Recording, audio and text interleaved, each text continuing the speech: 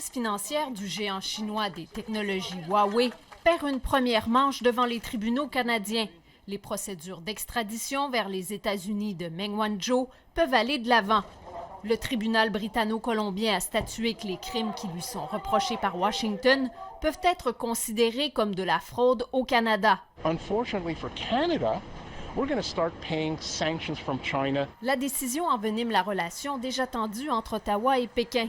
L'ambassade chinoise affirme que le Canada et les États-Unis abusent de leur traité d'extradition et violent les droits de Meng Wanzhou. Moi, je m'attends à ce qu'une décision soit annoncée très rapidement, peut-être dès demain, à l'effet que le procès de messieurs Spavor et Kovrig va commencer. La Chine détient les consultants canadiens Michael Spavor et Michael Kovrig de façon arbitraire et dans des conditions difficiles depuis 535 jours.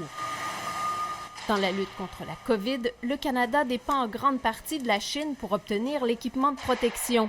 S'il faut s'attendre à des représailles commerciales de la part de Pékin, il faut que les approvisionnements de matériel médical demeurent, selon l'ancien ambassadeur. Si jamais la Chine devait couper nos approvisionnements en fourniture médicale, mais là, à ce moment-là, il faut monter une campagne, il faut que nos alliés dénoncent ça, il faut vraiment s'attaquer à la Chine. Autre point de friction, l'absence de décision de la part du Canada en ce qui a trait au déploiement du réseau 5G de Huawei.